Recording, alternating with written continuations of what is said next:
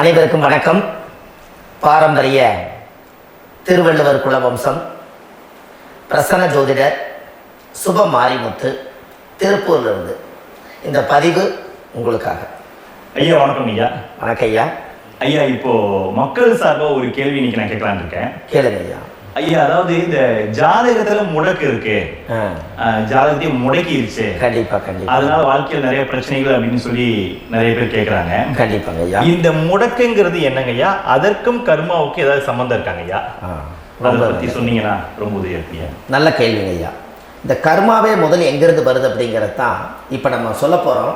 இதுவரைக்கும் எத்தனையோ கருத்துக்கள் எல்லாம் நீங்கள் இந்த உலகத்தில் கேட்டிருப்பீங்க. ஆனால் இந்த பதிவில் நீங்கள் பொறுமையோடு இந்த கருத்தை ஒரு இனிமையோடு நிதானமாக கேட்டிங்கன்னா உங்களுடைய ஊழ்வினை கர்மா எங்கிருந்து உருவாச்சு, இதனுடைய இந்த கர்மானால் நாம் என்ன கஷ்டப்படுறோம், நாம் இந்த பூமியில் பிறக்கிறதுக்கு என்ன வரம் வாங்கி வந்தோம், நம்ம பாவ புண்ணியம் எல்லாம் ஜாதக கட்டத்தில் போய் எப்படி எடுக்கிறது, நம்மளுடைய தோஷம்னு சொல்கிறோமே அந்த தோஷம் எப்படி கிரியேட் ஆகுது, நம்ம இந்த பூமியில் பிறக்கும் போது கொண்டு வந்த கர்மாவா, இல்லை கடவுளே நம்மளுக்கு ஒரு தண்டனையாக கொடுத்த கர்மாவா, இல்லை நம்ம இந்த பூமிக்கு வந்ததுக்கு அப்புறம் செய்த கர்மாவா, இது எல்லாத்தையுமே நம்ம பொறுமையாக கேட்கணும்னா கண்டிப்பாக இந்த பதிவை நீங்கள் பொறுமையோடு கேளுங்க. உங்களுக்கு இதில் ஒரு பெரிய ஒரு ரகசியம் ஒன்று அடங்கி இருக்குது. அந்த ரகசியத்தை தான் இன்னைக்கு இந்த உலகத்துக்கு அரங்கேற்றம் பண்ணுறேன். இந்த முடக்கு நம்ம ஐயா கேட்டதில் ஒரு அற்புதமான ஒரு விஷயம் என்ன அப்படின்னு கேட்டிங்கன்னா, முடக்குங்கிறது அந்த காலத்தில் பெரிய திறமையை கட்டி போட்டு வச்சுட்டா நம்மளால் அது இயங்க முடியுமா? முடியாது இல்லைங்களா ஐயா? முடியாது. அப்போது அதே மாதிரி ஜாதக கட்டத்தில் நமக்கு வேண்டிய யோகத்தை கடவுளே நம்மளுக்கு நாம் செய்த பாவத்தினால அது முடக்கி வச்சிருச்சுன்னா அந்த பாவகத்தை அந்த ஜாதகர் அனுபவிக்க முடியுமா? முடியாது, அனுபவிக்க முடியாது. அப்போ அந்த அனுபவிக்க முடியாம வெளி உலகத்துல போய் நம்ம தேடி போன பிறவியில செய்த பாவத்தை இந்த பிறவியில நீங்க தேடி கண்டுபிடிச்சு வாழ்க்கையில நீங்க எப்போ மேலுக்கு வருது? அப்போ அந்த கர்மா 12 ராசி கட்டத்துக்குள்ள 27 நட்சத்திரத்துல 9 கிரகங்களுக்குள்ள ஒரு பெரிய ஒரு ஆத்துமாத்துமான கர்மா, உங்க பூர்வ ஜென்ம கர்மா இதுக்குள்ள எங்கேயோ ஒரு இடத்துல முடங்கி இருக்குது. இந்த முடக்க மட்டும் உங்க ஜாதகத்துல நீங்க கண்டுபிடிச்சிட்டீங்கன்னா ஹைலைட்டா வாழ்றதுக்கு இந்த உலகத்துல சுதந்திரமான வாழ்க்கை வாழ்றதுக்கு ஒரு மிகப்பெரிய பொக்கிஷம் உங்க ஜாதகத்துக்குள்ளேயே இருக்கு. அப்போ அந்த ஜாதகத்துக்குள்ள நாம போன பிறவியில நம்ம கர்மா நாம் என்ன செய்திருக்கோம் உங்களுக்குள்ள பெரிய குழப்பம் இருக்கும். என்னங்கய்யா, நீங்க என்ன கர்மா பண்ணிட்டு வந்தீங்க, நாம போன பிறவில நம்ம யாரை ஒரு வதச்சோம், யாரை நம்ம மனசை புண்படுத்தணும், நம்ம தாத்தாவுக்கு சோறு போட்டோமா, நம்ம பாட்டனுக்கு சோறு போட்டோமா, நம்ம முப்பாட்டனுக்கு சோறு போட்டோமா, நம்ம கொள்ளு பாட்டனுக்கு சோறு போட்டோமா, அப்ப நம்ம அப்பாவுக்கு நம்ம பெற்றவருக்கு நம்ம சாப்பாடு கொடுத்தோமா, இவங்களுக்கெல்லாம் நம்ம சேவை பணிவடைகள் செஞ்சோமா, நம்மளுடைய உறவுகளுக்கெல்லாம் அரவணைச்சு போனோமா, நம்மளுடைய இந்த மாதிரி நாம் ரத்த சம்பந்த உறவுகளை இருந்துதான் இந்த உலகத்துக்கு நம்ம வெளியில வந்திருப்போம். அப்போ வெளியில நீங்க நிற்கிறீங்க, அப்படியே மேலே போய் பார்த்தீங்கன்னா ஒரு 7 தலைமுறையில ஒவ்வொருத்தரும் செய்த கர்மாவெல்லாம் நம்ம பிளட் ரிலேட்டிவா இப்போ நீங்க கரண்ட்ல இருக்கிறவங்க கிட்ட தான் டெபாசிட் பண்ணியிருக்கு. அப்ப இது தெரியாம நாம ஜாதகத்துக்குள்ள போய் தசாபுத்தி நல்லா தெரிஞ்சிருக்குதே, நான் ரொம்ப கஷ்டப்படுறேன், என் ஜாதகத்தில் போய் பார்த்தேன் எல்லா கிரகங்களும் நல்ல வலிமையா இருக்குன்னு சொன்னாங்க, ஆனா இன்னும் என்னுடைய கடன் அடையல, இன்னும் என்னோட கர்மா தீர்ந்த மாதிரியே தெரியல, எனக்குள்ள ஒரு தாட்டு என்னமோ நான் ஒரு பிண்டங்கிற வாழ்க்கையிலே வாழ்ந்துட்டு இருக்கேன் அப்படின்னு நீங்க சொல்லும் போது, அப்ப இதையெல்லாம் தாண்டி ஒரு கர்மா உங்களுடைய ராசி கட்டத்துக்குள்ள எங்கேயோ ஒரு பக்கத்துல ரகசியமா புதைஞ்சிருக்கு. அப்போ அந்த ரகசியமா புதைஞ்சிருக்கக்கூடிய அந்த முடக்கு தான் இன்னைக்கு இந்த உலகத்துக்குள்ள நீங்க தெரிஞ்சுக்கக்கூடிய விஷயம். அப்போ அந்த முடக்குங்கிறது ஒரு உண்மை இந்த உலகத்துக்கு நம்மளை எல்லாத்துலேயும் நல்லா யோசிச்சு பாருங்க. 12 ராசி கட்டம் இருக்குதுங்களா ஐயா? ஆமாங்க ஐயா. ஆனா கிரகம் எத்தனை இருக்குதுங்க? 9 தான் இருக்குங்க. ஆமா, 12 ராசிக்கு 12 கட்டத்துக்கு 12 கிரகம் கொடுத்துருக்கலாம்ல கடவுள். அப்ப ஏன் 3 கட்டத்தை மட்டும் எம்டி பண்ணி மீதி 9 கிரகத்தை வச்சுக்கிறாருன்னா, அப்ப நாம் செய்த 3 தலைமுறை கர்மாவுக்கு அது எந்த கட்டம் பிளாக் ஆகுதோ அந்த கட்டத்துக்குள்ள ஒரு ஏதோ ஒரு ரகசியம் இருக்கிறனால தானே எங்கேயோ ஒரு பக்கத்தில் நீங்கள் கண்டிப்பாக கர்மாவில் மாட்டுவீங்கிறது கனவுலே படைச்சு தானே இதை உருவாக்கியிருக்காரு. 12 ராசிக்கு 12 கட்டம் கொடுத்துருந்தா எங்கே நீங்கள் சுற்றி வந்தாலும் ஏதோ ஒரு வீட்டுக்குள்ள போய் பார்த்துக்கலாம். நிச்சயமாங்க. ஆனால் ஒரு வீடு சுத்தமாக இருக்குது, ஒரு வீட்டில் 4 கிரகம் இருக்குது, ஒரு வீட்டில் 3 கிரகம் இருக்குது, ஒரு வீட்டில் 5 கிரகம் இருக்குது, ஒரு 3 வீடு 4 வீடு காலியாக இருக்குது. அப்போ எங்கேயோ ஒரு ராசி கட்டத்துக்குள்ளேயே கடவுளுடைய கர்மா விளையாட்டு, அது ரகசிய விளையாட்டு தான். அப்போ இந்த இடத்துல தான் உங்கள் ஜாதகத்தில் முடக்கு இருக்குது. இந்த முடக்க நீங்கள் எப்படியெல்லாம் அதை ஆராய்ச்சி பண்ணி கண்டுபிடிக்க முடியும் அப்படிங்கிற ஒரு விஷயத்தை தான் இன்னைக்கு நம்ம இந்த உலகத்துக்குள்ள இதை நுழைக்க போகிறேன். இப்போ அப்பா செய்த பாவம்னு ஒன்று இருக்குமில்ல ஐயா? ஆமாங்க ஐயா. நம்ம அறியாத வயசுல தெரியாதல அப்பா செய்த பாவம்னு இருக்கும். அப்பாவுடைய சொத்து பிள்ளைக்கு தானா, அப்பாவுடைய பாவம் பிள்ளைக்கு தானே? ஆமாங்க ஐயா. ஆமாங்க ஐயா. என்னங்க ஐயா? ஆமாங்க ஐயா. சரி, அப்ப தாத்தா இருக்கிறாரு, தாத்தாவுடைய கர்மா உயிர் எங்க எழுதி வைக்கிறாருங்க? அப்போ மகனை பெற்றுறாரு. அப்ப தாத்தா மாதிரியே முகம் இருக்குது, தாத்தா மாதிரியே அவருடைய நடை உடை பாவனை இருக்குது, அவர் தாத்தாவுடைய ஜீனு தான் அப்படின்னு இவர் சொல்லும் போது அப்ப தாத்தாவுடைய சொத்து பேரனுக்கு சொந்தம்னா தாத்தாவுடைய பாவம் எங்க போகுங்க? பேரனுக்கு தான். Very good. அப்ப இந்த அப்போ இந்த கர்ம எப்படி டிரான்ஸ்ஃபர் ஆகுதுன்னு உங்களுக்கு தெரியுதா? புரியுது புரியுது. அப்ப நீங்க போன பிறவியில அந்த தாத்தாவுடைய பேரனை நீங்க பிறக்கிறதுக்கு கர்மம் உங்களை செயல்பட வச்சிருக்குது. அதனால நீங்க தாத்தாங்கிறீங்க. அதனால இந்த கௌரவமே எங்க தாத்தா சம்பாதிச்ச சொத்து, நான் தான் அனுபவிக்கணுங்கிற விதியை நீங்க உருவாக்கிறீங்க. புரியுது. அப்போ இந்த ஜாதகத்துல அந்த உள்வினை தோஷம் தான் ஏதோ ஒரு வழியில உங்களை கர்மாவை செயல்படுத்துது. அதனாலதான் இந்த ஜாதகத்துல எந்த ஒரு முடக்கை எடுக்கிறதா இருந்தாலும் சூரியன் என்ற நட்சத்திரம் எதுவோ அந்த நட்சத்திரத்துக்கு எந்த வீடு முடக்காகுதோ அங்கதான் உங்களுடைய கர்மா ஒளிஞ்சிருக்கும். இதுதான் உங்களுடைய பெரிய ஒரு பொக்கிஷமான ரகசியம். சரிங்க ஐயா. இப்போ இது நவகிரகங்கள் 9 இருக்கும்போது ஏன் சூரியனை மட்டும் நம்ம இதில் எடுத்துக்கணும்னு நீங்க சொல்றீங்க? நல்ல கேள்விங்க ஐயா. நீங்க கேட்டீங்க பாத்தீங்களா, 9 நவகிரகம் இருக்கும்போது சூரியன் மட்டும், அந்த சூரியன் என்ற நட்சத்திரம் பிறக்கும் போது அந்த வீடு மட்டும் முடக்காக நீங்க கேட்டீங்க இல்லையா? இதுதான் அற்புதமான கேள்வி. ஏன் அப்படின்னு கேட்டீங்கன்னா, சூரியனா அப்பா, அப்பாவோட உயிர் கருவோய் அம்மாவுடைய பனிக்குடத்துல கர்ப்பத்துல வச்சு 10 மாசம் 300 நாள் சுமந்து நீங்க இந்த பூமிக்கு வெளியில வரும்போது நீங்க என்ன பாவத்தை இவங்க விதைச்சாங்களோ அந்த கர்மாவை வாங்கிட்டு தான் நீங்க வெளியில பிரசவம் ஆகுறீங்க. இதுதானே உண்மைதாங்க. அப்ப சூரியன் என்ற நட்சத்திரம், அந்த சூரியன்கிறது உயிர் கருவல்லவா? அப்பாவுடைய உயிரணுக்கள் அம்மாவுடைய கருவிக்குள்ள போய் நாம குழந்தை வடிவத்துல இருந்து 300 நாள் பாவ உன்னித்த பதிவுல ஏட்டு எழுதி ஒரு ஜாதகத்தை கையில கொடுத்து பிறந்த உடனே உங்களுக்கு ஒரு ஏட்டை பெரட்டி நீ இப்படித்தான் விதி, இனிமேல் இப்படித்தான் நீ வாழணும்னு சொல்லி உங்க கர்மாவை நீங்க கர்மாவோட தானே வெளியில பிறக்கிறீங்க. அப்ப சூரியன் என்ற நட்சத்திரம் தானே இந்த உலகத்துக்கு ஒரு பெரிய ஒரு மகத்துவம். இப்ப பாருங்க, விடிய வரைக்கும் நம்ம முடிச்சுட்டு இருக்கிறோம். காலையில சூரிய உதயமானா அவங்கவுங்க செயல்படுறோம். மீறி எல்லா கிரகங்களுக்குமே வெளிச்சத்தை கொடுக்கக்கூடிய சக்தி சூரியனுடைய பிம்ப ஒளிக்குத்தான் உண்டு. என்னங்கய்யா? அதனாலதான் மேசம் உச்ச வீடுன்னு சொல்லி மேசத்தை உச்சம்னு சொல்லி சூரிய உச்சத்தை அங்கதான் வச்சாங்க. அப்போ அந்த காலச்சக்கரத்துக்கு 5ஆம் இடம் பூர்வ புண்ணியஸ்தானத்துல போய் சிம்மத்துல கொண்டு போய் சூரியனை ஆட்சி விடுன்னு வச்சாங்க. அப்போ சூரியன்ல இருந்துதான் அந்த மையப்புள்ளி உருவாகுது. அப்போ உங்களுடைய ஜாதகத்துல அந்த சூரியனாகப்பட்டவர் பிறக்கும் போது நீங்க உங்க ஜாதகத்தை நீங்க எடுத்துக்கங்க ஐயா. நீங்க இன்னைக்கே போய் கதவை திறந்து உங்க பெட்டியை திறந்து பீர்வாவுக்குள்ள உங்களுடைய ஜாதகம் இருக்குது, அந்த ஜாதகத்தை எடுத்து ஜோதிடர்கிட்டையே நீங்க சந்தேகம் கேட்கறதுக்கு முன்பு நீங்களே உங்களுடைய கர்ம பத்தி தெரிஞ்சுக்கிறதுக்கு இந்த பதிவுல உங்களுக்கு ஒரு ரகசியத்தை சொல்லித்தரேன். உங்க ஜாதகத்துல இப்ப இது வரைக்கும் ராசி கட்டத்தை நீங்க பார்த்திருப்பீங்க. ஆனா பாதசாரம்னு ஒண்ணு இருக்கும் இல்லைங்களா? ராசிக்கு பாதசாரம்னு ஒண்ணு இருக்கும்.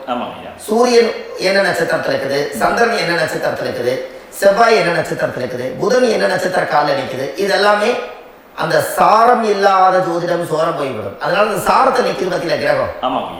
அதுல இப்ப நீங்க உங்களுடைய ராசி கட்டத்தை ஓபன் பண்ணுங்க. இதுல ராசி கட்டத்துல சூரியன் என்ற நட்சத்திரம் ஒண்ணு இருக்கும் இல்லைங்களா? அது எதுவா வேணாலும் இருந்துட்டு போட்டோம். அந்த நட்சத்திரம் தான் நீங்க பிறக்கும் போது தாயுடைய கருவறைக்குள்ள கரு உருவான நட்சத்திரமே அதுதான். புரிஞ்சுங்களா ஐயா? பிறக்கும் போது நீங்கள் அந்த கருவுடைய நட்சத்திரம் அப்பா வந்து கருவை உருவாக்கி கர்மாவை விதைச்சது அந்த சூரியன் என்ற நட்சத்திரம் தான்.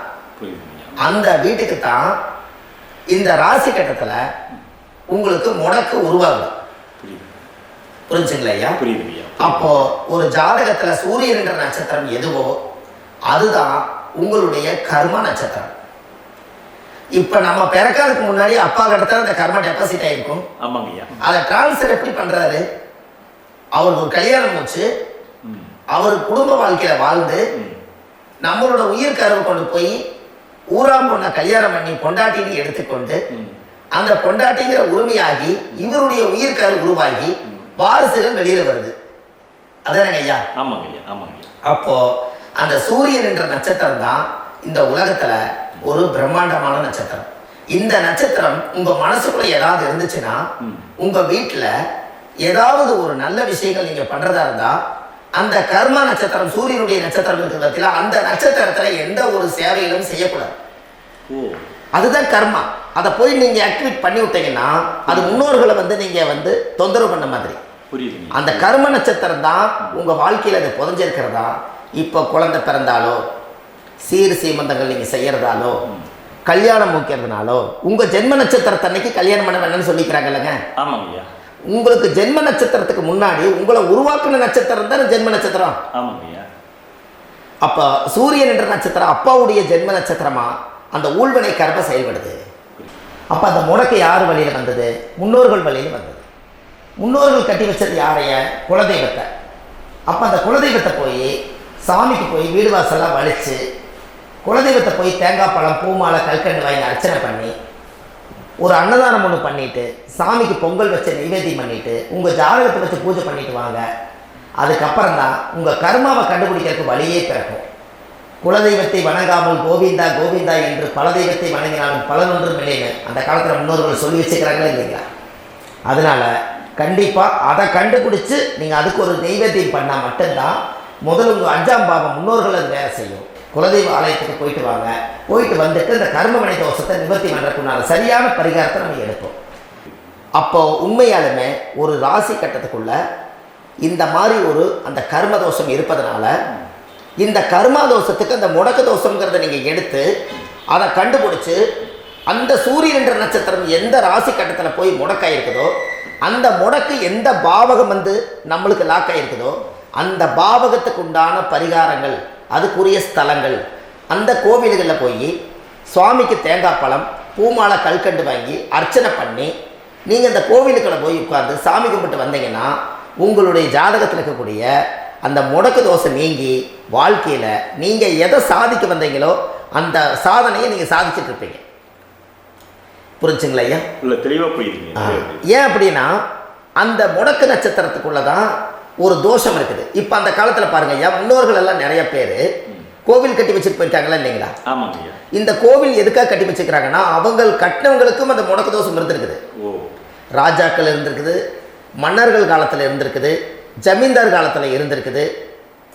இப்போ அவங்களுடைய அமைப்புகள் எல்லாமே முன்னோர்கள் என்னமோ அறியாமல் தெரியாத தன்னடக்கம் இல்லாத ஒரு கர்மாவை செஞ்சுட்டாலும் அதுக்குரிய பரிகார ஸ்தலங்களை கொண்டு போய் அந்த காலத்திலே ஜாதகம் பார்த்து நம்ம வந்து முன்னோர்களுடைய பாவத்தை நாம் செய்த பாவத்தையும் தீர்த்துட்டு நமக்கு கீழே அடுத்த சந்ததிகள் அடுத்த தலைமுறைகள் வந்தாலும் இந்த கோவில்களுக்கு வந்து விளக்கு போட்டு சாமி கும்பிட்டு இந்த மண்ணை மிதிச்சுட்டு போனால் அன்னையோட அந்த கர்மா தீருங்கிறது அந்த காலத்திலேயே முடக்கு தோச பரிகாரத்தை கோவில் வழியில் அந்த காலத்தில் திசை திருப்பி வச்சுருக்காங்க. அப்போ நீங்கள் கோவிலுக்கு போகாமல் கண்டிப்பாக இந்த பரிகாரத்தை நீங்கள் உடைக்க முடியாது. ஏன் உடைக்க முடியாதுன்னா இப்போ நீங்கள் எத்தனை வருஷம் வாழ்கிறீங்க ஐயா? இன்னும் ஒரு 50-60 வருஷம், 120 வருஷமே வச்சுக்கோங்க. சூரிய திசை 6 வருஷம், சந்திர திசை 10 வருஷம், செவ்வாய் திசை 7 வருஷம், ராகு திசை 18 வருஷம், குரு திசை 16 வருஷம், சனி திசை 19 வருஷம், புதன் திசை 17 வருஷம், கேது திசை 7 வருஷம், சுக்கிர திசை 20 வருஷம். இப்போ நான் சொன்ன டோட்டலெல்லாம் கூட்டிங்கன்னா 120 வருஷம் வரும். இது ஒரு மனிதர் பிறந்து பூர்ண ஆயுளோடு வாழ்ந்தால் இந்த 120 வருஷம் வாழ்ந்தால் அவர் இந்த பூலோக பதவி விட்டு சிவலோக பதவி போயிடுவார். அதுக்கு பேர் தான் பூர்ண ஆயுள் என்று பொருள். அப்ப இந்த பூர்ண ஆயுள வாழ்ந்தவருக்கு 120 வருஷம். கோயில் எத்தனை வருஷம் வாழ்ந்துங்க ஐயா? கோயில் ஒரு கோயில் பழங்காலத்து கோயில் எல்லாம் எத்தனை வருஷம் வாழுதுங்க? 12 வருஷத்துக்கு கும்பாபிஷேகம் பண்ணுவாங்க. அது ஓகே, அது பரவாயில்ல. 12 வருஷத்துக்கு ஒருக்கா பழச புதுப்பிச்சு கும்பாபிஷேகம் பண்ணி மறுபடியும் அதுக்கு பவர் ஊட்டி சக்தி ஊட்டி அதுக்கு உருவேற்றுறாங்க. நான் சொல்றது கோயில் 5000 வருஷம் 4000 வருஷம் பெரிய பெரிய சித்தர்கள், மகான்கள், ரிஷிமார்கள், யோகிகள், சித்தர்கள் இவங்களெல்லாம் போய் கோவில்லையே சிவனையும் பெருமாளையும் வழிபாடு பட்டுட்டு கோவில்லையே ஒரு ஓரத்துல ஜீவசமாதி ஆயிட்டாங்கன்னு பழைய கால கோயில சித்தர்கள் குடியிருக்காங்களா இல்லைங்களா? இருக்காங்கல்லங்க ஐயா. அப்போ நாம 120 வருஷம் வாழ்றோம், கோவில் 5000 வருஷம் வாழுது. எங்க சக்தி அதிகமா இருக்குன்னு சொல்லுங்க? கோயில் தான், அதோட மாற்றம் இல்லைங்களே. அப்ப கோவில தான் அந்த சக்தி இருக்குது நீங்க சொல்றீங்க. அப்போ உங்களுடைய கர்மாவை உடைக்கிறதுக்கு 120 வருஷம் பெருசா 5000 வருஷம் பெருசான்னு சொல்லுங்க? 5000 தான். அப்ப 5000 வருஷம் உள்ள அலைகள் வந்து எத்தனை அந்த சிவனுக்கு ஒரு சிவன் கோயிலே உங்களுக்கு முடக்கு தோஷத்துக்கு ஒரு கோயில் வருதுன்னு வச்சுக்கோங்க. அந்த கோவில்ல எத்தனை முடக்குகளுக்கு உண்டான கோவில்கள், எத்தனை பழங்களை ஊற்றி சாமிக்கு அபிஷேகம் பண்ணியிருப்பாங்க, எத்தனை பால் கூட ஊற்றிருப்பாங்க, பன்னீர், தேன், இளநீ, மஞ்சள் நீர், திருமஞ்சனம், அபிஷேகம், பொங்கல், நைவேத்தியம் இத்தனையும் செஞ்சு அந்த சிவனை வந்து சிவனாக பார்த்து அந்த கருவறைக்குள்ள ஒரு கிராணங்கள் வரும்போதும் கூட பாதுகாப்பு பண்ணி வச்சு நல்ல சக்தியோட அந்த கருவறையை புத்தியோட அவங்க வேலை செஞ்சு அந்த காலத்தில் வச்சிருக்காங்களா இல்லைங்களா? வச்சிருக்காங்க. அப்போ நம்ம வீட்டை அவ்வளோ சுத்தமாக வச்சிருக்க முடியுமா? என்னதான் வாஸ்து இருந்தாலும் முடியாது இல்லைங்களா? அப்போ அவ்வளவு ஒரு பவர்ஃபுல்லான கோவில் அந்த முடக்க தோஷத்துக்குள்ள ரகசியமா அந்த கோயில் அடங்கி இருக்குது. உங்க ஜாதகத்துக்குள்ள உண்மையாலுமே ஊழ்வினை கோயில், கர்மவினை கோயில் அதுக்குள்ள இருக்குது. அந்த ஜாதகத்தை கணிச்சு பார்த்தா கரெக்டா உங்களுடைய ஜாதகத்துல அப்பாவுடைய கருவறையிலிருந்து உயிர் உருவாகிற நேரத்துல இருந்து இப்ப வரைக்கும் நீங்க கரண்ட்ல வாழ வரைக்கும் அந்த கர்ம கூட வர்றத ஒரே ஒரு இடத்துல போனா மட்டும்தான் விட்டுட்டு வர முடியும். அது எந்த வீடு அப்படின்னு கேட்டா உங்களுக்கு வந்து அப்பாவுடைய கர்மாவளியில போய் அந்த கோவில், பழையகால கோயில், பழையகால தெய்வங்கள், அந்த கோவில் தான் உங்க ஜாதகத்துக்குள்ள ரகசியமா இருக்கும். அது ஏன் இந்த பதிவுல உங்களால சொல்ல முடியாது அப்படின்னா, இந்த பதிவுல ஏன் சொல்ல முடியாதுன்னா உங்க ஜாதகம் தெரியாம என்ன கோயிலை நீங்க சொல்லுவீங்க? புரியுதுங்கய்யா. இப்ப பொதுவா ஒரு நட்சத்திரத்துக்கு ஏதோ ஒரு கோவில அவங்க சொல்லி நீங்க போயிட்டு வரீங்கன்னு வச்சுக்கோங்க. ஆனால் அது வேலை செய்யலைன்னா நம்மளுக்கு என்னங்க இவ்வளவு கஷ்டப்பட்டு போய் அந்த பலனடையிலேயே கேள்வி கேட்கக்கூடாது. உங்க ஜாதகத்தை நீங்க கொண்டாங்க, உங்க டேட் ஆஃப் பர்த் டயத்தை போட்டு ஜாதகத்தை கணிச்சு நீங்க சூரியன் என்ற நட்சத்திரத்துக்கு உங்களுடைய கர்மவினை கோவில் யாரு, உங்களுடைய முடக்கு யாரு, ஊழ்வினை தோஷத்துக்கு உண்டானவர் யாரு, தாய் வழி கர்மா யாரு, தந்தை வழி கர்மா எது, நீங்க பிறக்கும் போது வந்த கர்மா என்ன, இது எல்லாம் கணிக்காம பொதுவா ஒரு கோயில்ல போய் நீங்க வாட்டுக்கு சாமி கும்பிட்டு வந்தால் பலன் எப்படி கிடைக்கும்? கண்டிப்பா கிடைக்கும் ஐயா. என்னங்க ஐயா, அது தெரிஞ்சு பண்ணாதான் சரியா? ஒரு டாக்டர் கிட்ட போறீங்க, எனக்கு என்னை அப்படியே ஸ்கேன் பண்ணி ஒரே ஒரு மாத்திரை கொடுங்கன்னு கேட்டா டாக்டர் கொடுப்பாருங்களா? இல்லைங்க ஐயா. அவர் என்ன பிரச்சனை இருக்குதோ அதை முதல்ல கண்டுபிடிச்சு ஸ்கேன் பண்ணி பார்த்து ரிப்போர்ட் எடுத்து அது மூலியமா தான் கொஞ்சம் எடுத்து ஐயா உங்களுக்கு இந்த பிரச்சனை, இதுக்கு தீர்வுக்கு இதுக்குண்டான மெடிசன், இது இப்படித்தான் சாப்பிடணும்னு முறையா சொல்லி அந்த உயிர் வாழ வைக்கிறாரு டாக்டர். அவர் ஒரு தெய்வ வடிவத்துல. கரெக்டுங்களா ஐயா? அப்போ உங்களோட கர்மா எங்க செயல்படுது அப்படின்னா இந்த முடக்க நீங்க இந்த பதிவுல தெரிஞ்சுக்கங்க. அதுக்குரிய நட்சத்திரம் என்னன்னு தெரிஞ்சு வச்சுக்கோங்க. உங்க ஜாதகத்துல சூரியன் என்ற நட்சத்திரத்தை எடுத்துக்கங்க. அந்த வீட்டுக்கு முடக்க இந்த பதிவுல எந்த வீடு லாக் ஆயிருக்குதுங்கிறத நான் உங்களுக்கு இந்த வீட்டுல சொல்றேன். அந்த வீட்டு நீங்க பாருங்க, உங்களுடைய லக்கணத்துக்கு அது எந்த வீடு. இப்ப லக்கணத்துக்கு ஒரு 7வது வீடுனே வச்சுக்கோங்க. அப்போ லக்கணத்துக்கு 7வது வீடே முடக்கு. அப்படி ஒரு முடக்க ஆயிப்போச்சுன்னா ஒரு ஜாதகத்துல லக்கணம் தான் 1, 7ஆம் இடம்ங்கிறது மனைவி ஸ்தானம். ஒரு ஆணுடைய ஜாதகத்துக்கு 7ஆம் இடம் தான் மனைவி.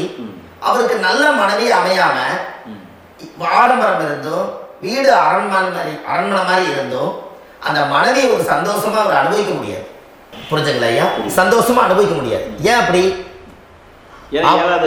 7ஆம் இடத்துல தான் அவரோட கர்மம் உட்கார்ந்து இருக்குது. கரெக்டா சொன்னீங்க. 7ஆம் இடத்துல தான் அந்த கர்மம் உட்கார்ந்து இருக்குது. அப்ப அந்த 7ஆம் இடத்துல இருக்கக்கூடிய அந்த கர்மா போன பிறவியில நீ மனைவிக்கு சோறு போடாம மனைவியை கட்டி வச்சு அடிக்கிறதும், மனைவியை துன்புறுத்துறதும், அந்த மனைவி இருக்கவே இன்னொரு வாழ்க்கைக்குள்ள போறதும், இங்க வாழ வேண்டிய தாம்பத்திய சந்தோஷத்தை கொண்டு போய் இன்னொரு இடத்துல கொடுக்கறதும், தெரிஞ்சிருந்தே நம்மளுடைய மனசுக்குள்ள திருடுத்தனமா வாழ்றதும், இது எல்லா கர்மாவும் போன பிறவியில நாம் செய்த ஊழ்வினை கர்மா தான் உங்க ஜாதகத்துல 7ஆம் இடம் முடக்கு. அப்போ அந்த 7ஆம் இடம் முடக்கா இருந்துச்சுன்னா கண்டிப்பாக உங்கள் ஜாதகத்தில் நீங்கள் என்ன அனுபவிச்சிட முடியும்? நல்ல நண்பர்கள் கிடைக்க மாட்டாங்க, நல்ல ஒரு பார்ட்னர்ஷிப் அமையாது, நல்ல ஒரு நட்பு வட்டங்களில் எதையும் அனுபவிக்க விடாது, ஒரு அங்கீகாரமான உறவுகளில் போய் நம்ம ஸ்ட்ராங்காக நிற்க முடியாது. 7ஆம் இடம் என்பது தாம்பத்திய வாழ்க்கை, பூர்த்தி இல்லாத வாழ்க்கையாக இருக்கும். இப்படியெல்லாம் அந்த ஜாதகத்தில் ஒரு பொதுவாக ஒரு ஜாதகத்தில் 7ஆம் பாவம் முடக்காயிட்டால் இந்த கர்மாவை அவர் அனுபவிச்சுக்கிட்டே இருப்பார். இது எப்பத்தான் அதுக்கு ஒரு தீர்வு வேணுங்க ஐயா? அந்த கோயில் எதுன்னு கரெக்டாக சொன்னீங்க. இப்போ இது மனிதனால செயல்படுது. மனிதர்கள் தான் கோயிலை கட்டி வச்சாங்க.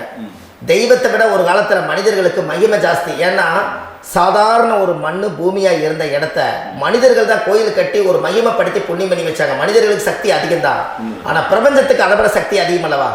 ஐயா, நீங்கள் கோவிலுக்கு போய் அந்த கர்மா உடைக்கிறதுக்கு கோவிலில் சக்தி இருக்குது, ரைட்டு.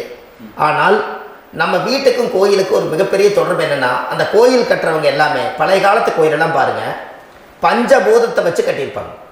சரிங்க. பஞ்சபூதத்தை எப்படிங்க? பஞ்சபூதத்தை வச்சு தான் கட்டுவாங்க கோயில். அது உங்களுக்கு தெரியணும் இல்லைங்களா?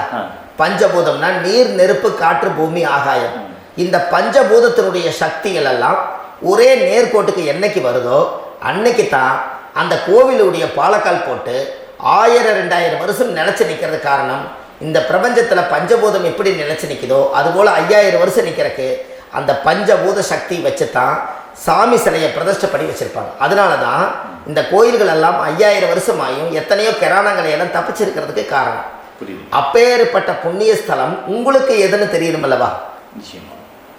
என்னங்க ஐயா? அப்பேற்பட்ட புண்ணிய ஸ்தலம் உங்களுக்கு எதுன்னு தெரிஞ்சா தானே நீங்க போய் செய்ய முடியும்.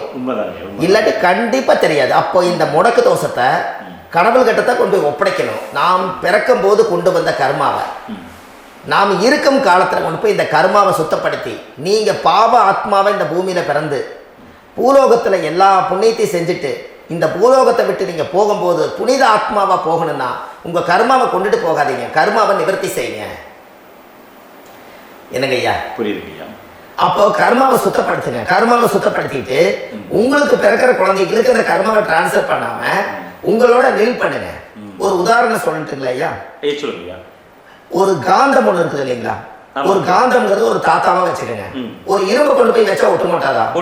அப்ப ஒட்டுனோடனே காந்தம்ங்கிறது தாத்தா, அவருக்கு பிறந்த வாரிசுக்கு அந்த கர்மம் டிரான்ஸ்ஃபர் ஆயிருமா? சரி, இன்னொரு இரும்பு கொண்டு போய் வைங்க, ஒட்டு மாட்டாதா? கண்டிப்பா. அப்ப அது பேரனுக்கு வைங்க, பேரனுக்கு வந்துருச்சு அந்த கர்மா. இன்னொரு இரும்பு கொண்டு போய் வைங்க, அந்த காந்தத்துக்கு நேர் இன்னொன்று வைங்க, ஒட்டு மாட்டாதா? கண்டிப்பா ஒட்டுங்கய்யா. அப்ப அதை கொண்டு போய் நம்ம கொள்ளு பேரனுக்கு வைங்க. இப்படியே டிரான்ஸ்ஃபர் ஆகி தலைமுறை தலைமுறையே இந்த கர்மா தொடர்ந்துகிட்டே இருக்குது. இந்த இடத்துல கொண்டு போய் காந்தத்துக்கு இரும்பு ஒட்டிகிட்டே இருக்குதுல்ல, இந்த இடத்துல ஒரு மரக்கட்டை செஞ்சு கொண்டு போய் கரெக்டாக வச்சுக்கிட்டே போட்டுமா? அந்த மரக்கட்டையை கொண்டு போய் வைக்கிறவர் யார்? மரக்கட்டையை வச்சுட்டு அடுத்த வாரிசு புனிதமா பிறந்துட்டு அந்த மேல இருக்கிற கர்மாலாம் இந்த அடுத்த இது வராதுல்ல. இதுதான் கர்மா. தொடர்ந்து வரக்கூடிய கர்மாவை அதை நில் பண்ணணுங்கிறதுக்கு பேர் தான் இந்த உதாரணத்தை சொன்னவங்க. அப்ப நாம் இந்த பூலோகத்துல நம்ம ஒரு தாயுடைய கருவறையில் இருந்து தொப்புள் கொடி அறுக்கும் நேரம் நாம் என்ன கர்மாவை வாங்கி வந்திருந்தாலும் அதையெல்லாம் ஆராய்ச்சி செய்து ஜாதகத்தில் முழுமையாக கண்டுபிடிச்சு ஒரு காலம் இல்லைனாலும் ஒரு காலம் நம்ம நல்லா இருக்கிறதுக்காக, நம்ம வாரிசுகள் எல்லாம் நலமடைஞ்சு வளமடைஞ்சு வர்றதுக்காக இந்த கர்மா தோஷத்தை கரெக்டாக கண்டுபிடிச்சு சரியான கோவிலுக்கு போய் நீங்கள் கர்மாவை நிவர்த்தி பண்ணி அங்கே பூஜை புனஸ்தானங்கள், சகசரநாம பூஜைகள், ஓமங்கள், வழிபாடுகள் இதெல்லாம் நீங்கள் செஞ்சு உங்களுடைய பாவத்தை எல்லாம் கழித்து உங்கள் ஜாதகத்தவே யோகமாக மாற்ற முடியும். கண்டிப்பாக மாற்ற முடியும். ஏன்னா நம்ம யாரை நம்பி செய்கிறோம்? சரியான கடவுள்கிட்ட வழிகாமிக்க போகிறோம். அப்போ கடவுள் பொய்யாயிருவாரா? இல்லைங்க, நிச்சயமா இல்லை. ஐயா, நம்ம அதாவது அந்த காலத்தை சொல்லுவாங்க, சக்தியுள்ள சாமி கும்பிட்டு புத்தி உள்ள உள்ளே பெக்கணும்னு சொன்னாங்க. 16 வதபதனை பெக்கல, எல்லாம் அறிவோட பெற்றாங்க. அதனால எல்லாமே தாய் தந்தைகள் பேச்சை கேட்டாங்க. அன்னைக்கு எல்லாருமே தாய் தந்தைகளுக்கு தூணா நின்னாங்க. அப்போ அந்த காலத்தில் சக்தியுள்ள சாமி கும்பிட்டு புத்தியுள்ள உள்ளே பெக்கோன்னு சொல்லி அன்னைக்கு அறிவோட பெற்று இந்த கர்மாவை ஆளுக்கு ஒரு கர்மாவை டிரான்ஸ்ஃபரை பிரித்து எல்லாரும் சுத்தப்படுத்தினாங்க. இன்னைக்கு நம்ம ஒரு குழந்தை 2 குழந்தை பெற்று வச்சிருக்கோம். அவங்களுக்கே இவ்வளவு கர்மா வந்துருச்சுன்னா இந்த குழந்தைகளுக்கு என்னைக்கு இந்த கர்மாவை போய் கண்டுபிடிச்சி நீங்கள் எப்போ சரி பண்ணுவீங்கன்னு. அப்போ இந்த வாழ்க்கையில் ஏதோ ஒரு பிரபஞ்ச சக்தி நம்மளை அறியாமல் என்னமோ ஒரு இயக்கத்தில் கொண்டு போய் விட்டுருச்சுங்களா? அப்போ இனிமேலாவது இந்த கர்மாவில் இருந்து கண்டிப்பாக நம்ம நிவர்த்தி ஆகணும்னு சொன்னால் இந்த முடக்கு தோஷத்தை யாரெல்லாம் கண்டுபிடிச்சு இந்த ஊழ்வினை கர்மாவில் இருந்து நாம் கருவறையில சுமக்கும் போது 10 மாசம் நீங்களே என்னென்ன நினைச்சிருப்பீங்க? அதாவது கருவறைக்குள்ள கருப்பா ஒரு பிண்டம் இடப்பக்கம் கிடக்கையில இந்த பூமிக்கு வரும்போது நீங்க என்னென்ன நினைச்சிருப்பீங்க? இந்த பிறந்ததுக்கு அப்புறம் வந்துதான் அம்மா தெரியுது, அப்பா தெரியுது, தாத்தா தெரியுது, பாட்டி தெரியுது, இந்த உலகத்துல கண்டுள்ளாத காட்சிகள் எல்லாம் தெரியுது, எல்லாம் தெரியுது. ஆனா 10 மாசம் உங்க வாழ்க்கையில நீங்க இருக்கும் போது நீங்க என்னென்னலாம் நினைச்சு இந்த பதிவுகளை இறைவன் கொடுத்தாரோ அதெல்லாம் அனுபவிக்கத்தான் வந்தீங்க. அதுக்கு இடையில இருக்கிறதான கர்மா. இந்த ஒரு விஷயம் உங்களுக்கு கிடைச்சிருச்சுன்னா நீங்க எல்லாருமே ராஜயோகமா படைப்பீங்கல்ல. இதுல ஏழை பணக்கார யாரையுமே சொல்ல வரல. அவங்க பிறக்கும் போது புண்ணியத்தை பொறுத்து தான் போன ஜென்மத்துல நம்ம என்ன புண்ணியங்கள் பண்ணி வச்சோமோ அந்த புண்ணியத்துல இன்னைக்கு நல்லா வாழ்றாங்க. ஒருத்தர் கேட்டாரு, என் ஜாதகத்துலங்க எங்கூட படிச்சவரு இடம் வாங்கிட்டாரு, வீடு வாசல் கட்டிட்டாரு, தொழில் பண்ணிட்டாரு, நல்லா இருக்காரு, ஆனா நான் இன்னும் அப்படியே தான் இருக்காங்கன்னு ஒருத்தர் கேட்டாரு. அதுக்கு ஒரு கருத்து என்னன்னா, டேட் ஆஃப் பர்த் ஒண்ணுதான், டைம் ஒண்ணுதானே வச்சுக்கோங்க. அவங்க அப்பா செஞ்ச புண்ணியம் வேற, நீங்க செஞ்ச பாவங்கள் வேற. அவர் செஞ்ச புண்ணியத்தினால அவருக்கு எல்லாமே முன்னாடி கிடைக்குது. நீ கர்மாவெல்லாம் கழிச்சிட்டீங்கன்னா பின்னாடி கிடைக்க போகுது. இதுல மற்றவங்களை பத்தி வேற்றுமையா நினைக்கிறதுல எந்த ஒரு இதுவுமே இல்லை. அப்போ ஒருத்தர் பார்த்து ஒருத்தர் வாழ வேண்டாம். உங்களுடைய சுய அறிவை வச்சு இந்த பூலோகத்துல இந்த பூமியில நீங்க 4 தெரிஞ்சு நல்ல விதமா கத்துக்கிட்டு இந்த உலகத்துல சிறப்பா வாழ கத்துக்குங்க. அதுக்கு அந்த ஊழ்வினை தோஷத்தை கண்டுபிடிங்க. உங்களுக்குன்னு ஒரு முடக்கு இருக்குதுங்கிறத இன்னைக்கு நீங்க எழுதி வைங்க. அதை எப்படியாவது கண்டுபிடிங்க, அதை தேடுங்க. ஒரு முறை நீங்க ஜாதகத்தை கொண்டு வாங்க. அந்த ஜாதகத்தை கொண்டு வந்து உங்க பாவகத்துல எத்தனாம் பாவம் முடக்காயிருக்குன்னு பாருங்க. அந்த பாவகம் முடக்காயிருச்சுன்னா உங்க வாழ்க்கையில அதுல இருந்து உங்களால வெளியில வரவே முடியாது, கண்டிப்பா வர முடியாது. அதை நீங்க கண்டுபிடிச்சா மட்டும்தான் நீங்க மேல வர முடியும். ஏன்னா நிறைய பரிகாரங்கள், பூஜைகள், யாகங்கள், ஹோமங்கள் எல்லாம் செய்து வச்சும் கூட அந்த கருவணைக்கு உண்டான கோவிலுக்கு போய் அந்த 5000 வருஷம் பழமை வாய்ந்த தெய்வத்துக்கிட்ட போய் நீங்க முறையிட்டு விளக்கு போட்டு உங்க கர்மத்தை எல்லாம் நான் நீதான் தீர்த்து கொடுக்கணும்னு சொல்லி நம்பிக்கையோட போய் நீங்க போய் அந்த சரணாகதி அடையிறீங்க பாருங்க, அங்கதான் உங்க கர்மாவை எடுத்து விடுறாரு. அப்ப இந்த ரகசியம் உங்களுக்கு வேணும் அல்லவா? அப்போ உங்க ஜாதகத்துல எங்க முடங்கி இருக்குது, அதுக்குரிய கோவில்கள் எல்லாம் என்ன, அதுக்கு தான பரிகாரம் என்ன, அதுக்கு நீர் பரிகாரம் என்ன, யாத்திரை பரிகாரங்கள் என்ன, நீங்க வீட்டில இருந்தே செயல்படுத்தக்கூடிய பரிகாரங்கள் என்ன, பரிகாரம் கோவிலுக்கு போய்தான் நடக்குமா, இல்ல நாம் வீட்டில் வச்சு வணங்குறதுனால நடக்குமா, நாம் செய்யக்கூடிய தர்ம பரிகாரங்கள் என்ன, தான பரிகாரங்கள் என்ன, இப்படி பல விதமா இருக்கனால உங்க ஜாதகத்துக்கு எந்த மாதிரி பரிகாரம் கனெக்ட் ஆகுதுங்கிறது தெரியணும். இது தெரியாம கண்டிப்பா உங்களால செயல்படுத்துறது ரொம்ப கஷ்டம். இதனால இதை நீங்க தெரிஞ்சுக்கணும்னா இப்ப நம்ம பாருங்க, நீங்க அதை தெரிஞ்சுக்கிட்டாலே உங்க வாழ்க்கையில ஒரு டைம்ல நீங்க தெரிஞ்சு போறீங்க உங்களுடைய கர்மா என்ன, நீங்க எங்க செயல்பட்டு போயிட்டு இருக்கிறீங்க, உங்க போற பாதை சரியா இல்ல அந்த பாதையில முள்ளு கல்லு இருக்குதா, இது எல்லாம் உங்களுக்கு தெரியலனா இந்த முடக்க கண்டுபிடிக்கக்கூடிய சக்தி வாய்ந்த இந்த கர்மாவை நிவர்த்தி பண்றதுக்கு வழிகள் இருக்குது. அதனால நீங்க கண்டிப்பா இந்த முடக்க தெரிஞ்சுக்கணும். இந்த முடக்க ராசினா என்ன உண்மையாலுமே உங்க வாழ்க்கையில நீங்க தெரிஞ்சு இனிமேல் உங்க வாழ்க்கையில இதுவரையிலும் கர்மாவுக்குள்ளேயே கஷ்டப்பட்டீங்க, வழி தெரியாம கண்ணை கட்டி காட்டுல விட்ட மாதிரி இருந்தீங்க, இனி அப்படி இருக்க வேண்டாம்.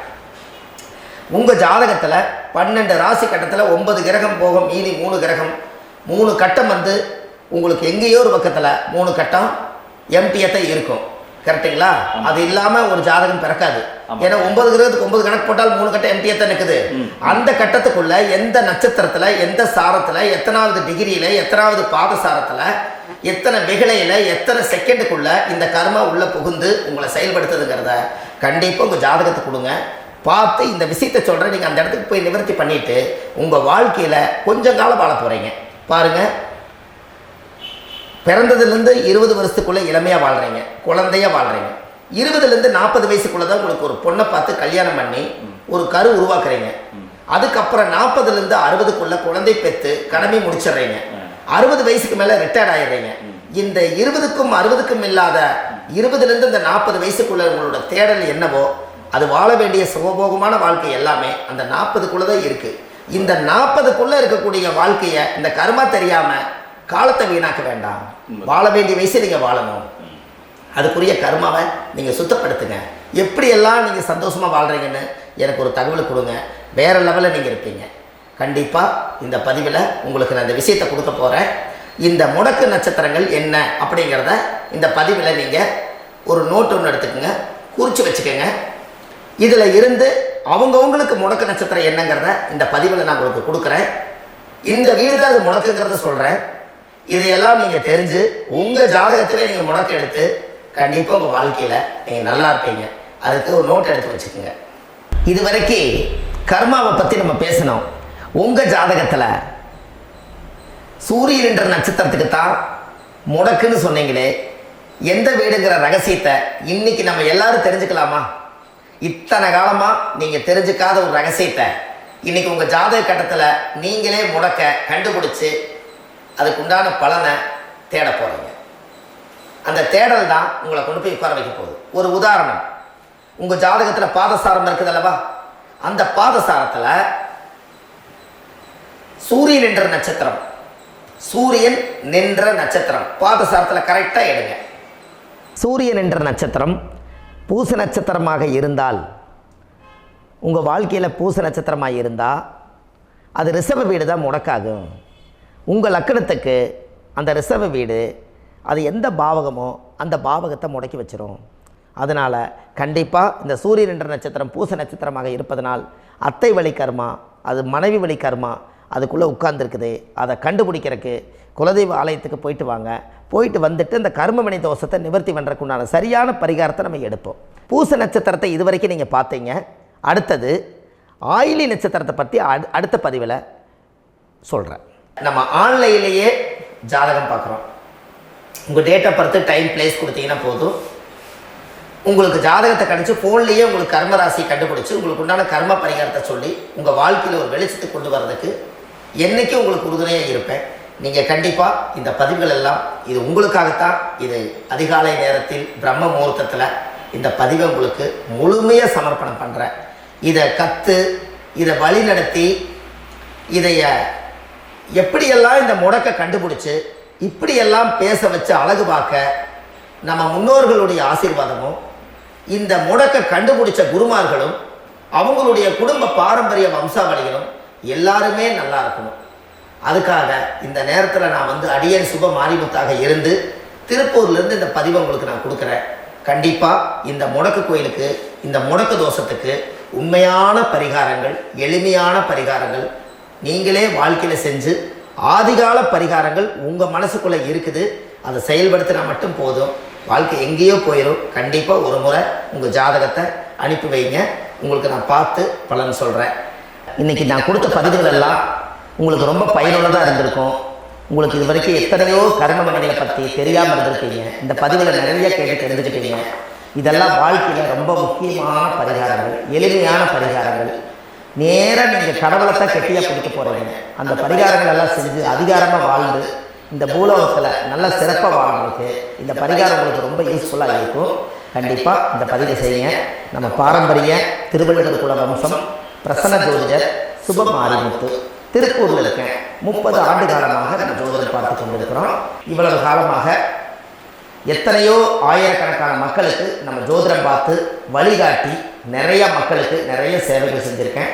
நிறைய கோயில் கட்டி வச்சுருக்கேன், கும்பாபிஷேகங்கள் பண்ணி வச்சுருக்கேன், அன்னதானங்கள் நிறையா பண்ணி வச்சுருக்கேன், புண்ணிய யாத்திரைகள் நிறைய போய் வந்திருக்கேன். மக்களுக்காகவே நான் உங்களுக்கு உழைக்க தயாராக இருக்கேன். இந்த ஜோதிடம் வந்து என்னுடைய ஒரு பாரம்பரியமாக என்னுடைய அப்பா தாத்தா முன்னோர்கள் இதெல்லாம் எங்களுடைய குலத்தொழில் இது. அதனால் நாங்கள் பாரம்பரியமாக திருவள்ளுவர் குல வம்சம். வள்ளுவர் வாக்குன்னு யூடியூப் சேனலில் போனீங்கன்னா 1000 பரிகாரங்கள் கொடுத்துருக்கேன். அதுவும் உங்களுக்கு ரொம்ப யூஸ்ஃபுல்லாக இருக்கும். வள்ளுவர் வாக்கு அப்படின்னு போடுங்க. அப்படி இல்லைன்னா சுப மாரிமுத்துன்னு போடுங்க. இதில் பரிகாரங்கள் நிறையா கொடுத்துருப்பேன். கண்டிப்பாக இதெல்லாம் நீங்கள் சந்தித்து நீங்கள் ஒரு சப்ஸ்கிரைப் பண்ணி வச்சுக்கோங்க. நான் போடக்கூடிய பதிவுகள் எல்லாமே உங்களுக்கு நோட்டிஃபிகேஷன் வந்துடும். அதனால் நீங்கள் ஒரு சப்ஸ்கிரைப் பண்ணி வச்சுக்கோங்க. தினமும் ஒரு தகவல் உங்களுக்கு கொடுத்துக்கிட்டே இருக்கேன். இது எல்லாமே உங்களுக்கு ஒரு பெரிய சந்தோஷமான நிகழ்ச்சிகள். என்றைக்கும் உங்களோட நான் வாழ்கிறேன். உங்களுடைய குடும்பத்தில் நான் ஒருத்தராக இருந்து குடும்ப ஜோதிடராக நான் இருப்பேன். கண்டிப்பாக ஆயுள் உள்ள வரைக்கும் உங்களுக்காக இந்த ஜோதிடத்துக்கு உழைச்சி உங்கள் குடும்பத்தில் ஒருத்தராக நான் வந்து ஒரு ரத்த உறவில் நான் வந்து இந்த பூர்வ ஜென்மத்தில் உங்களுக்கு நான் கடமைப்பட்டிருக்கேன். கண்டிப்பாக அடுத்த பதிவில் உங்களை நான் சந்திக்கிறேன். வாழ்வது ஒரு முறை, வாழ்த்தட்டும் தலைமுறை. நன்றி, வணக்கம்.